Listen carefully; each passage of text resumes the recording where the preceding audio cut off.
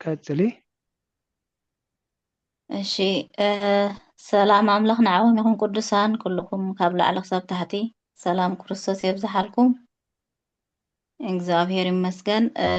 ኣነ ነቢያት ይበሃል ናብ ዓዲ እንግሊዝ ድማ ይቕመጥ። እግዚአብሔር ስሙ ብሩህ ይኹን። ንዓይ ጎይታ ኩሉ ግዜ ካብ ምግባር ዓሪፍ ይፈልጥን እዩ ኩሉ ግዜ እዩ ዝገብረለይ። آمين. ፕሮፌት ኣማን ሓሊፉ ኣምላኽ ይመስገን። ኩሉ ግዜ ህይወተይ ምስክርነት እዩ ማለት እዩ። እግዚአብሔር ይባረኽ። ኣብ ዝሓለፈ ቀዳም እያ ትኸውን ዘላ መስለኒ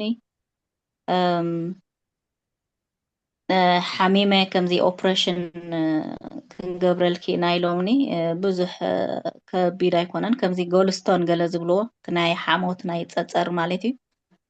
ሕጂ ናይ ግድን ኦፕሬሽን ክትከውን ኣለዋ ክትከድለኪ ኢሉ እቲ ናይ ጂፒ እቲ ናይ ሕክምና ናተይ ማለት እዩ እቲ ጂፒ ዝበሃል ኣብዛ ዓዲ ዘለኽዎ ናብ ሆስፒታል ክሰደኪ ኢሉ ናብ ሆስፒታል ሰዲድኒ ነይሩ። ሕጂ ቆፀራ ነይሩ ምትማልሶኒ ማለት እዩ።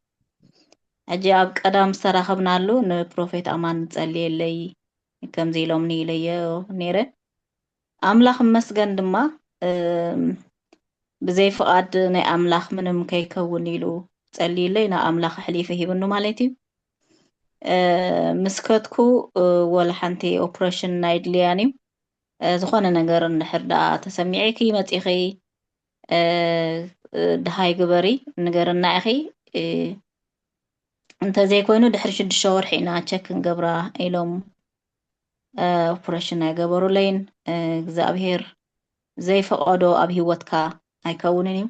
ንእግዚኣብሔር ሕሊፍና ስለ ዝሃብናዮ እግዚኣብሔር ድማ ሓሊፉ ሰሪሑ ማለት እዩ። ኣምላኽ መስገን ኩሉ ግዜ ሰይጣን እንትርፊ ክሓርድን ክቐትልን ንኻልኣይ መጥን ኢልዎ ቃል ኣምላኽ ሓሳብካ ክሰርቀካ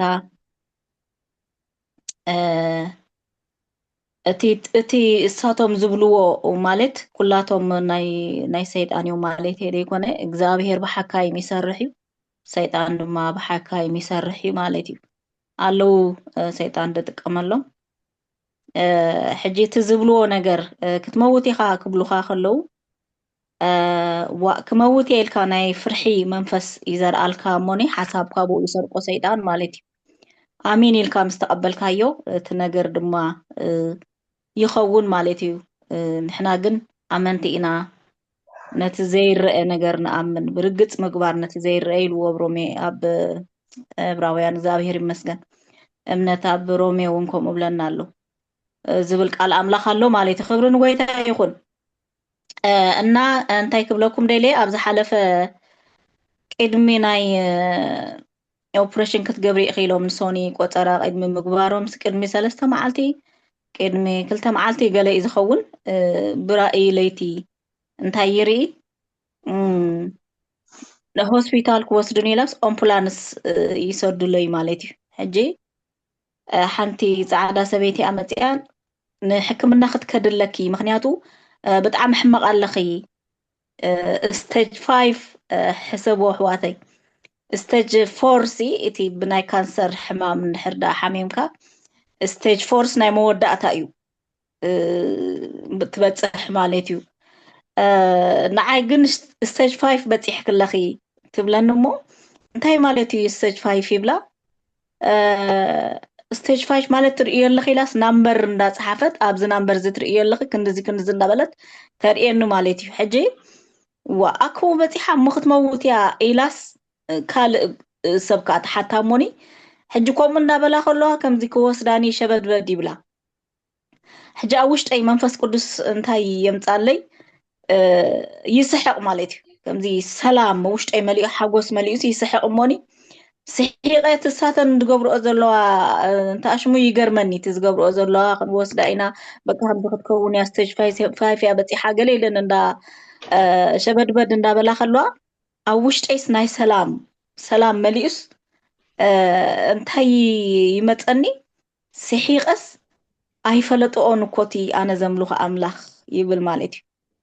ኣነ ዘምልኾ ኣምላኽ ሲ ኣይኮነን ዶ ንዝሓመመ ሕጂ ትሽዑ ንሳቶም ከምኡ ኢለን ሸበድበድ ኢለን ተጨኒቀን ተሻቂለን ንሪአን ስለ ዘለኹ እየ كم زيلن شبدوت زبلاس إلاس نبعلن أدنجي تناني مالتيو أيكون دو نزحمة مسي موزة قويتها كويزلني يبل مالتي أفتوش تأكم إزبلي زمت أن مالتي أملاق مسجن كوم ندابل كون شعو تبارابيرين نتصبحيتو شعو تسيئة اتي أواج قبل علي زي تأوج أواج قلبت ألخم شم يسوس إلي قويتها رديني باتي استوابنا نايولدنا السلطان قمت إليو تأواجو تقمت إلو بروفيت أمان نابت تتسألي اللي دما كومون أحواتها بزلو بحنساب نتسألي نيرنا እግዚአብሔር ሰናይ ፍቃድካ ዘይኮነ ኣብ ህይወተይ ከይከውን ምንም ነገር ከይሓልፍ ኢለ ኣሕሊፍና ምስሃብናዮ ጎይታ ድማ ጸሎትና ሰሚዑ ጸሎት ጻድቅ ብግብራ ብዙሕ ተስልጥ ጽሑፍ እዩ